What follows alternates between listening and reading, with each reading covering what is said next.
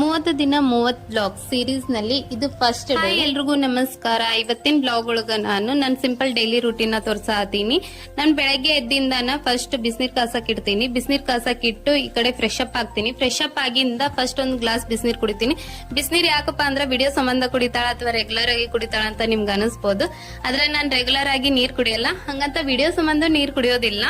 ಏನಪ್ಪಾ ಅಂದ್ರೆ ಈ ಕಡೆ ಸ್ವಲ್ಪ ಚಳಿ ಬಾಳ ಐತಿ. ಬೆಳಗ್ಗೆ ಎದ್ದು ಒಂದ್ ಗ್ಲಾಸ್ ಚಾ ಇಲ್ಲ ನೀರ್ ಕುಡಿದ್ರೆ ಸ್ವಲ್ಪ ಚಳಿ ಕಡಿಮೆ ಆಗತ್ತ. ಆದ್ರೆ ನಾನ್ ಚಾ ಕುಡಿಯಲ್ಲ, ಹಂಗಾಗಿ ಒಂದ್ ಗ್ಲಾಸ್ ಬಿಸಿನೀರ್ ಕುಡಿತೀನಿ. ನೀರ್ ಕುಡಿದಾದ್ಮೇಲೆ ಸ್ವಲ್ಪ ಥಂಡಿ ಬಿಟ್ಟು ಬಾಡಿ ಒಳಗೆ ಎನರ್ಜಿ ಬಂತು. ಹಂಗಾಗಿ ಬಡ ಬಡ ಎಲ್ಲ ಕೆಲಸ ಮುಗಿಸ್ಕೊಂಡೆ, ಕಸ ಬಾಂಡೆ ಎಲ್ಲ ಮುಗಿಸ್ಕೊಂಡು ಜಳಕ ಮಾಡ್ಕೊಂಡು ಅಡ್ಗೆ ಸ್ಟಾರ್ಟ್ ಮಾಡಿದೆ. ಅಡ್ಗೆ ಏನಪ್ಪಾ ಅಂತಂದ್ರೆ ಉತ್ತರ ಕರ್ನಾಟಕದ ಸ್ಪೆಷಲ್ ಕಿರಿಕ್ಸಾಲಿ ಪಲ್ಯ ಮತ್ತು ಬಿಸಿ ಬಿಸಿ ಜೋಳದ ರೊಟ್ಟಿ. ನಾನು ಸಿಂಪಲ್ ಆಗಿ ಬೆಳ್ಳುಳ್ಳಿ ಮತ್ತು ಹಸಿಮೆಣಸಿನಕಾಯಿ ಹಾಕಿ ಪಲ್ಯ ಮುಗಿಸ್ಕೊಂಡೆ. ಈ ಕಡೆ ನಮ್ಮ ಅತ್ತೆಯರು ಬಿಸಿ ಬಿಸಿ ಜೋಳದ ರೊಟ್ಟಿ ಮಾಡಿಕೊಟ್ರು.